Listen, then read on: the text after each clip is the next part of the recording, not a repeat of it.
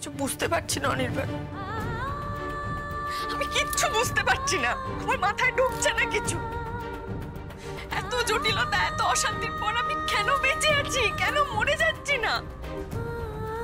আমি আর জটিলতা নিতে পারছি না অনির্বাণ। প্লিজ তোমরা সবাই মিলে আমাকে মেরে ফেলো, প্লিজ মেরে ফেলো।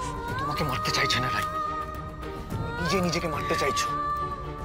সবার জন্য নিজেকে বিলিয়ে দিয়ে, নিজের জীবনটা উৎসর্গ করে দিয়ে নিজেকে বলির পাঠা করে রেখেছো তুমি। এটা হতে পারে না রাই, এইভাবে চলতে পারে না। একটা কথা মন দিয়ে শোনো রাই, তুমি নিজে যদি সুখী না হও না, তুমি জীবনে কাউকে সুখী রাখতে পারবে না রাই। কোনোদিনও কখনো মরার কথা আমার সামনে বলবে না। আমরা দুজনে বাঁচবো, একসঙ্গে বাঁচবো, আমরা আমাদের ভালোবাসা বাঁচবে। আমি আর তুমি একসঙ্গে বুড়ো হব রাই। সব অশান্তি, ঝামেলা সব পেছনে ফেলে রেখে আমরা নিজেদের একটা জগৎ তৈরি করবো রাই। আমার আর তোমার জগৎ, আমাকে আর তোমাকে আর কেউ আলাদা করতে পারবে না রাই। আমি করতে দেবো না।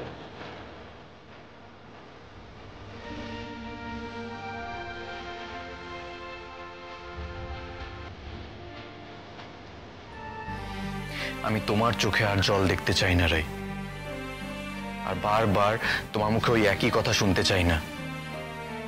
আমি অন্যায় করছি, এই বিয়েটা করা আমার ভুল হচ্ছে, নীলুর সাথে অন্যায় করছি। এবার কিন্তু আমার মনে হতে শুরু করবে রাই, তুমি নিজেই কোনো অজুহাত খুঁজে এই বিয়েটা করতে চাইছো না। তুমি কি সত্যি আমাকে সেটা মনে করাতে চাইছো? তোমার মতো নাছরকে কিছু মনে করাবার সুযোগ আছে? ব্যাস, জেনে গেছো আমি কতটা জিদি। আর নাছরের কথা বলছো তো? এই বিয়ে নিয়ে যখন এত ঝামেলা হচ্ছে, এই বিয়েটি আর ধার ধারবো না আমি। সোজা দুজন একসাথে সংসার করবো। Keep smiling. এই হাসিটাই আমি তোমার মুখে দেখতে চাই। জীবন তো কাঁদাবেই, কিন্তু আমি আর তুমি, আমরা লক্ষ্মী ছাড়ার দল হব। হাস্য মুখে অদৃষ্টে রে করবো মোরা পরিহাস। হাসতে হাসতে, ভালোবাসতে বাসতে আমরা সব কটা কঠিন পরিস্থিতি পেরিয়ে যাব। ভরসা রাখো রাই, প্লিজ। আচ্ছা বেশ, আমার উপর রাখতে পারবে না তো? রাখতে হবে না। নিজের ভালোবাসার উপর ভরসা রাখো, পারবে তো? আমি কিন্তু অনেক ভরসা নিয়ে তোমাকে বিয়ে করতে চাইছি রাই। ভরসা রাখতে চাইছি নিজের জীবনের উপর, জীবনের ব্রাইট সাইড গুলো দেখতে চাইছি আমি তোমার হাত ধরে রাই। প্লিজ আমাকে ফিরিয়ে দিও না।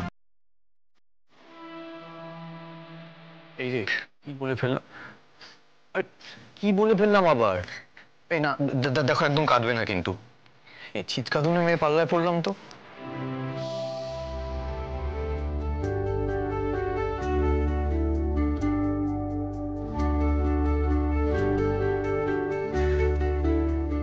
সারাটা জীবন আমাকে এরকম করে ভালোবাসতে পারবে অনির্বাণ? না মনে হয়। বিয়ের সাজটা ধেবড়ে গিয়ে একদম পেতনির মতো লাগছে, ভয় করছে, মনে হচ্ছে পালিয়ে যাই।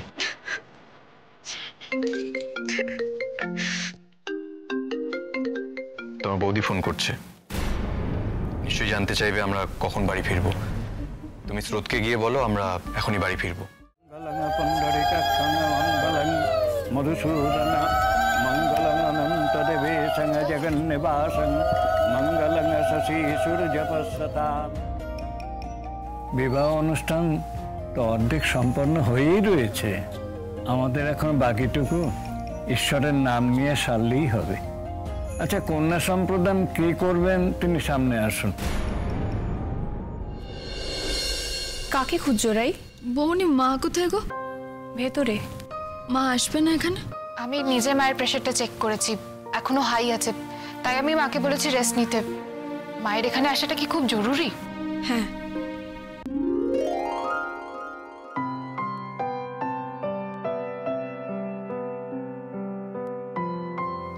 এই যে অনিদা, আর কতক্ষণ ড্যাব ডেবিয়ে তাকিয়ে থাকবে আমার দিদি ভাইয়ের দিকে? আমার বন্ধুরা কিন্তু তোমাদের লাভ স্টোরিটা একেবারে ফিল্মি বলে দাগিয়ে দিয়েছে, প্রত্যেকটা মোড়ে drama R twist.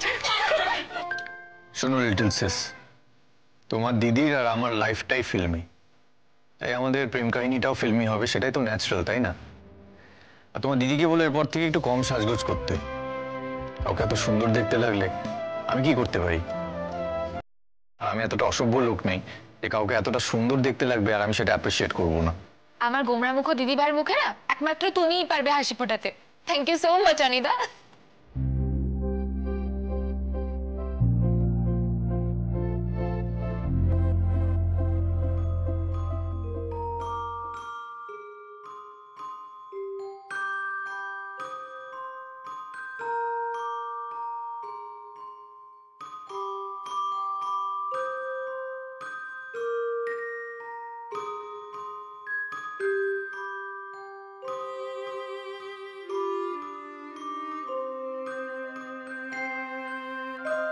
Will you marry me?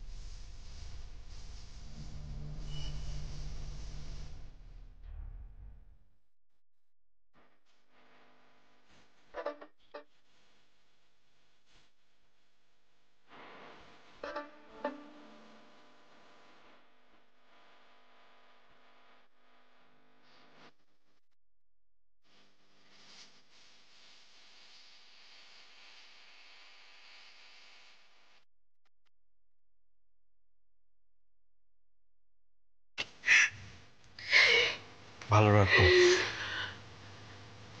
আমি আমার সবটুকু দিয়ে আপনার মেয়েকে ভালো রাখবো।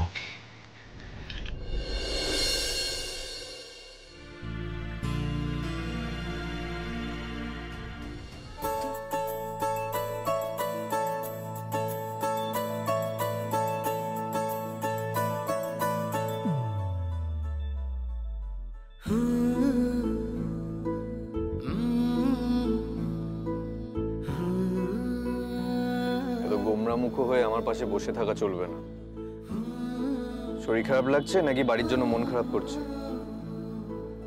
এত গোমরামুখ হয়ে বসে আছো কেন? কোনোটাই না, আমি একদম ঠিক আছি। বলছি আমি আর মন্দার কি আলাদা গাড়ি নেব? এ না না, আমি তো সামনে বসে আছি, আমি কিছু দেখতেও পাচ্ছি না, শুনতেও পাচ্ছি না। এই শর্মি, তুমি বরং গাড়ি থেকে নেমে অন্য গাড়ি ধরে বাড়ি এসো। কুটকিদা, বলছি তোর এখনো রাইয়ের সঙ্গে আলাপ বাকি আছে নাকি? আমি কিন্তু তাহলে কান পাততে চাই। আসলে বিবাহিত কাপলদের আলাপ শোনার শখ আমার অনেক দিনের। দেখেছো গুট্টিদা, এই তোমার বোন শর্মি, এটা না বড্ড পাকা। জানো বৌদি, সবাই বলে আমি নাকি ওকে বিয়ে করেছি, কিন্তু অ্যাকচুয়ালি বিষয়টা উল্টো। ও আমার মতো সহজ সরল নিষ্পাপ একটা ছেলেকে বিয়ে করে উদ্ধার করেছে।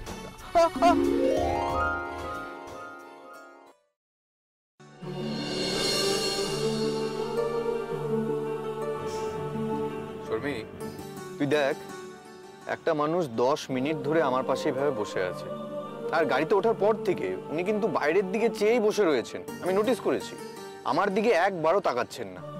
তুই বলতো এটা সহ্য করা যায়? না না না, কখনোই নয়। পাশে বসে থাকা মানুষটার অ্যাটেনশন পাওয়ার জন্য যা করতে হয় তাই করতে হবে, বুঝলে কুটিদা? শুরু করে দাও। না মন্দার, এই গাড়ির মধ্যে এরকম হাঁটু মুড়ে বসে আমি দেবীর কাছে তার মন ভিক্ষে চাইতে পারবো না। হ্যাঁ, তবে তিনি যাতে আর অন্যমনস্ক না থাকেন সেই ব্যবস্থা করতে পারি।